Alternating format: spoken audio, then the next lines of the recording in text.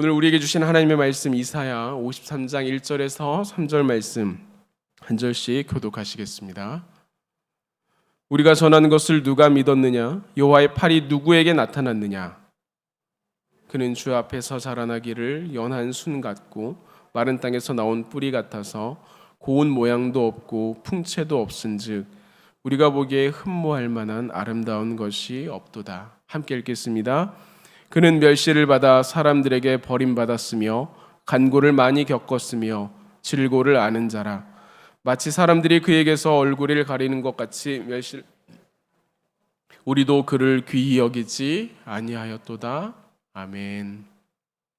이 말씀을 통하여 주신 하나님의 은혜가 우리 한 사람 한 사람 가운데 충만하기를 주님의 이름으로 기원합니다. 이 예배의 자리에 나온다라고 하는 것이 우리에게 그렇게 만만한 일은 아니지요. 하루의 일을 다 마치고 또한 이제 저녁의 시간을 들어가야 될 이때에 우리의 시간을 하나님을 향해 예비하고 준비하여서 나와서 예배를 드린다라고 하는 것. 그 자리 가운데 그 마음 가운데 하나님께서 역사하시고 인도하실 줄 믿는데 우리가 3월 첫 주일 그 수요일부터 시작되었던 이 사순의 절기가 어느새 내일이면 이제 고난주간의 끝으로 마무리가 되어집니다. 이 사순절 기간에 우리는 예수 그리스도의 십자가의 여정을 묵상하면서 우리 또한 나를 위한 즐거움을 절제하고 예수 그리스도 앞에서 우리의 믿음을 돌아보기도 하고 또한 함께 기도하는 이 시간으로 지내고 있습니다. 그리고 지난 월요일부터 오늘까지 우리 교회는 함께 고난주간을 주님 앞에 나아가는 그런 특별 새벽 기도회로 드리기도 했습니다. 이것을 조금 살펴보게 되면 이 고난주간의 여정을 좀 살펴보게 되면 주일이 종려 주일로 예수님께서 나귀를 타시고 예루살렘에 입성하신 그 사건이 있었지요.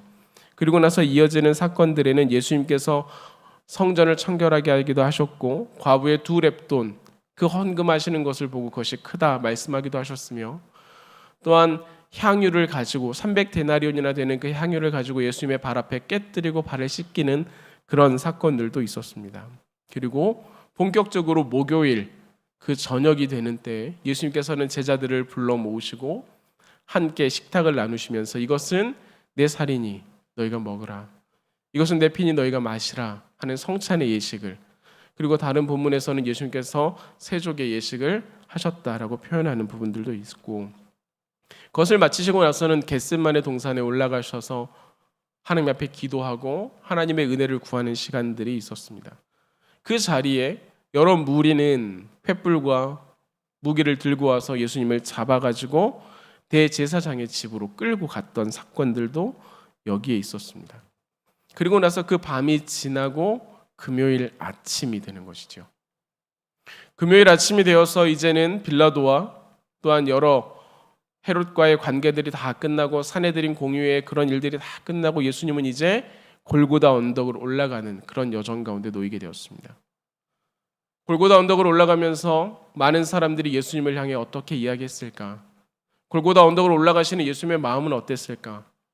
예수님을 바라보는 제자들의 마음은 어땠을까? 예수님을 바라보는 사두개인들과 또한 바리새인들의 마음은 어땠을까? 우리는 여러 가지 생각해 볼 수 있는데 그날 예수님께서는 십자가에 달려 돌아가셨습니다. 그리고 아직 해가 떠 있는 그 밝은 그날에 날이 어두워지고 바위가 터지고 땅이 진동하면서 예수 그리스도의 십자가의 죽으심에 대해서 온 천지가 진동을 하며 그것을 보여주셨습니다. 어떻게 보면 그저 금요일일 뿐인데 어떻게 보면 한 주 예수의 죽음일 뿐인데 우리는 왜 이 날을 성금요일이라 이렇게 이야기할까요?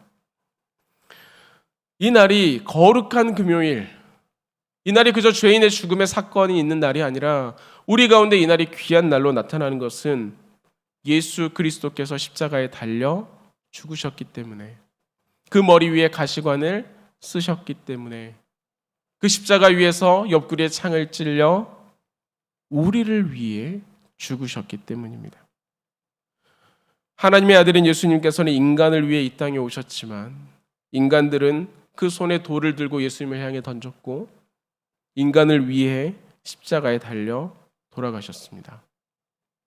죄 없으신 예수님께서 죄인인 우리를 위해 십자가를 지신 우리에게 구원의 은혜를 주신 이 사건이다라고 하는 것이죠.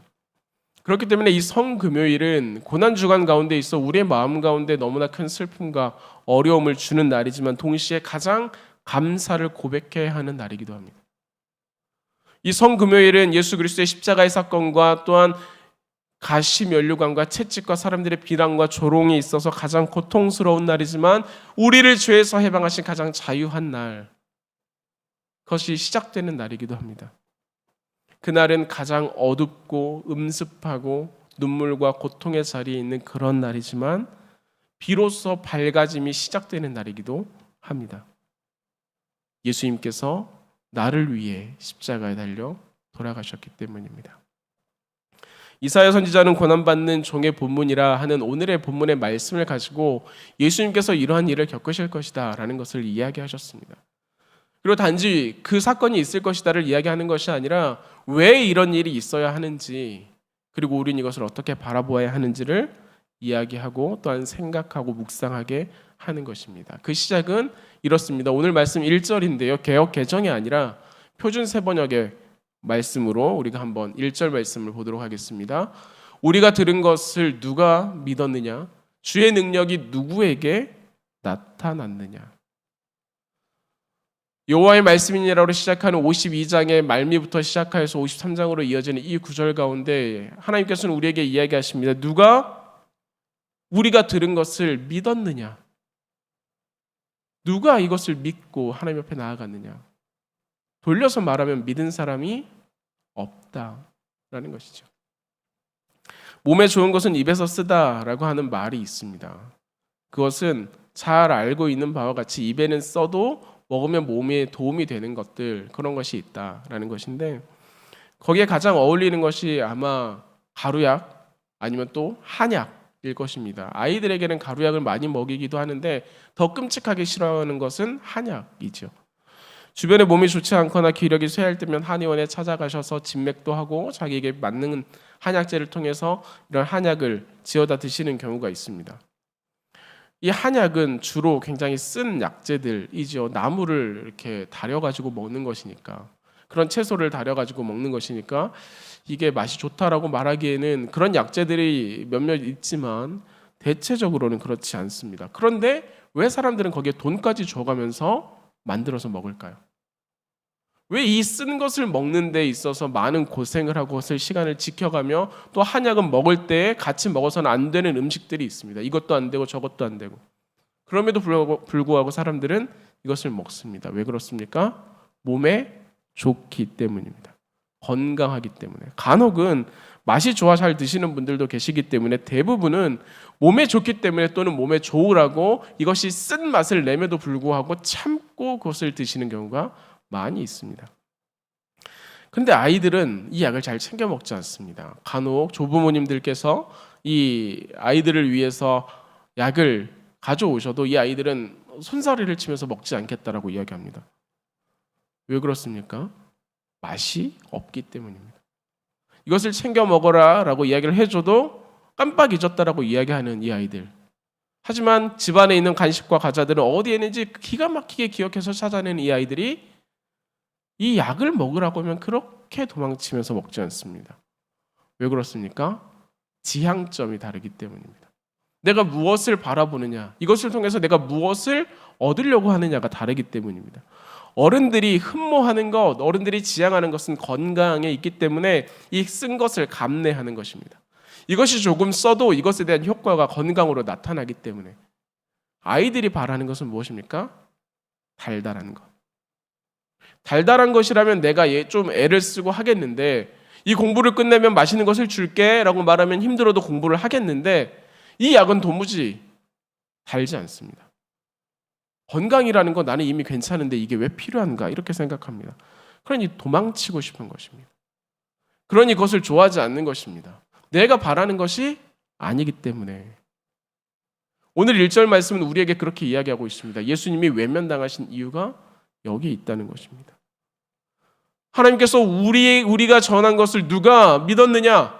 주의 능력이 누구에게서 나타나고 있느냐? 하나님의 말씀이 몇 천 년 동안 전해졌지만 그 말씀을 마음에 품고 내 삶에 품고 내가 그것을 지키며 나간다고 말하는 그 사람들 중에서 이 말씀의 능력을 행하며 살아가는 사람들이 얼마나 있느냐? 이렇게 말하는 이 여정에, 이 삶에, 이 상황에 예수님을 믿는 사람이 없다라는 이 한탄으로 나타나는 이 말씀, 이 이유를 2절은 또한 이렇게 이야기하고 있습니다. 2절 말씀 보겠습니다. 그는 주 앞에서 자라나기를 연한 순 같고 마른 땅에서 나온 뿌리 같아서 고운 모양도 없고 풍채도 없은즉 우리가 보기에 흠모할 만한 아름다운 것이 없도다. 내가 보기에 좋은 것이 하나도 없다라는 것입니다. 내가 지향하고 있는 이 일을 통해서 내가 얻고자 하는 것과 전혀 다르다는 것입니다. 풍채가 좋은 것도 아니고 또한 마른 나무와 같기도 하고 뭐 하나가 좋아야 내가 이것을 따라가고 좋아하고 할 텐데 내가 생각한 것이랑 조금 다른데 그러다 보니까 외면하는 것입니다. 한약을 싫어하는 아이들처럼 이게 건강에 좋은 게 나랑 무슨 상관이 있습니까? 나는 이것이 정말로 싫어요 라고 말하는 것처럼 예수님을 믿어도 무엇인가 내가 바라고 내가 구하는 나의 지향점과 맞지 않다는 것입니다. 예수님을 따라 살아가도 말입니다. 그래서 예수님을 떠나는 사람들이 생겼습니다. 아니요, 모두가 예수님을 떠났습니다. 예수님의 곁에는 아무도 없었습니다. 그저 놓여있는 사람은 두 강도가 옆에 있었을 뿐입니다. 예수님을 믿어도 별로 다른 것이 없다고 여겨져서, 예수님을 믿으면 오히려 손해본다고 여겨져서, 그래서 사람들은 자신의 손으로 버렸고 자신의 손으로 잡았고 자신의 손으로 못 박았으면서도 예수님은 죄인이기 때문에 십자가를 져야 한다라고 이야기했습니다. 예수님께서는 인간의 허물 때문에 찔리시고 인간의 죄악 때문에 상하셨지만 인간들은, 이 사람들은 예수님은 그럴만하니까, 죄인이니까 그런 고통을 당해야 마땅하다라고 이야기했습니다. 그래서 사람들은 메시아를 눈앞에 두고도, 복음을 눈앞에 두고도, 생명을 눈앞에 두고도 바리새인과 사두개인들은 은 30을 주고 예수님을 사는 것이 이익이다라고 여겼습니다. 그래서 아직 날이 밝지 않았음에도 불구하고 작당하고 모의해서 또한 많은 사람들에게 소란을 일으키게 해서 예수 그리스도를 십자가에 달고 나면 우리의 문제는 해결될 거야 라고 여겼던 것입니다. 내가 가진 힘으로 이것을 해결하자. 가룟 유다는 은 30을 받고 팔아버리는 것이 예수님을 따라 살아가는 것보다 낫겠다 이렇게 여겼습니다. 어차피 십자가에 달려 죽으실 건데, 그러면 죽으시면 아무것도 아닌데 내 손에 은 30이라도 남는 게 이익 아닌가? 예수님을 팔아서 나에게 조그마한 이득이라도 얻을 수 있으면 그게 더 나은 것 아닌가? 그렇게 생각했습니다. 제자들은 이렇게 인식이 안 좋을 때는 예수님을 모른 척하는 것이 낫지, 지금 교회가 세상으로부터 욕먹고 있는데 나라도 가만히 있자, 교회 갈 때는 성경책 들고 가지 말고 핸드폰 안에 그냥 들고 가서 누군가가 교회에 대해서 무엇인가 말하면 나는 마치 교회 안 다니는 사람처럼 입 다물고 있자. 여종이 이야기한 당신은 예수님과 함께 있지 않았습니까? 아니요, 나는 전혀 모르는 일입니다. 당신은 분명히 예수님과 함께 있었는데요. 아니요, 당신이 나를 어떻게 한다고 그런 말을 함부로 하십니까? 예수님이 십자가에 달려 돌아가시길 때까지 제자들은 예수님과 가까이 하지 않았습니다. 이럴 때일수록 나에게 피해가 올까 싶어 잠잠하고 숨고 도망쳤던 것이 제자들입니다. 오병이어의 사건으로 또한 병자를 고치시며 예루살렘에 입성하실 때 수많은 사람들이 종려나무 가지를 들며 호산나 다윗의 자손이여 이렇게 외쳤지만 십자가의 앞에 서 있을 때, 또한 분위기가 이렇게 바뀌었을 때는 차라리 바라바를 내어주시오라고 이야기하며 예수님을 향해 손가락질하는 것이 거기에 모인 사람들의 반응이었습니다. 메시아를 눈앞에 두고도 그것을 따라가지 않았습니다. 대신에 내가 흠모하는 것을 따라서, 내가 흠모할 만한 것을 가진 것을 따라서 내 좋은 대로 내가 옳다 여기는 것을 따라 행했다라고 말합니다. 그래서 오늘 성경 53장의 6절은 각자 제 길로 갔다라고 말합니다. 거기에 있는 사람들이 예수님을 따라 살아가는 것 같지만 모두 다 양 같아서 그저 자기 앞에 놓인 것, 자신들이 좋아하는 것을 찾아서 각기 제 길로 갔다. 예수님을 따라 살아가지 않았다. 마땅히 갈 길을 가는 것이 아니라 봄바람이 불어오는 그 봄바람에 있는 향기를 따라서 무엇이 좋은지 따라 나가고, 봄이라 내리쬐는 따뜻한 햇살에 내 발걸음이 닿는 대로 내 좋은 대로 꽃을 보러 이리저리 다니는 것입니다. 내가 보기에 좋은 것에 하나님의 은혜도 있다라고 여기는 것입니다. 내 마음에 좋은 것에 하나님의 은혜도 있다라고 여기는 것입니다. 이것은 가룟 유다와 또한 그 당시의 사람들과 제자들의 이야기에 그치는 것은 아닙니다. 오늘 보면 3절은 우리에게 이렇게 말해주고 있습니다. 그는 멸시를 받아 사람들에게 버림받았으며 간고를 많이 겪었으며 질고를 아는 자라. 마치 사람들이 그에게서 얼굴을 가리는 것 같이 멸시를 당하였고 우리도 그를 귀히 여기지 아니하였도다. 우리도 그를 귀히 여기지 아니하였도다. 성경에 나타난 예수님의 이야기를 살펴보게 되면 예수님 믿으면 부자가 됩니다. 예수님 믿으면 모든 병이 나아요. 예수님을 믿으면요 자녀들이 잘 됩니다. 예수님 믿으면 결혼할 수 있고 대기업에 들어갈 수 있고 대학에 잘 갈 수 있고 평생 동안 잘 살 수 있습니다. 이렇게 말하는 것이 훨씬 더 쉬워 보입니다. 예수님은 그만한 능력이 있으셨거든요. 그런데 그렇게 하지 않으셨어요. 그렇게 표현하지도 않으셨고 그렇게 하라고도 안 했어요.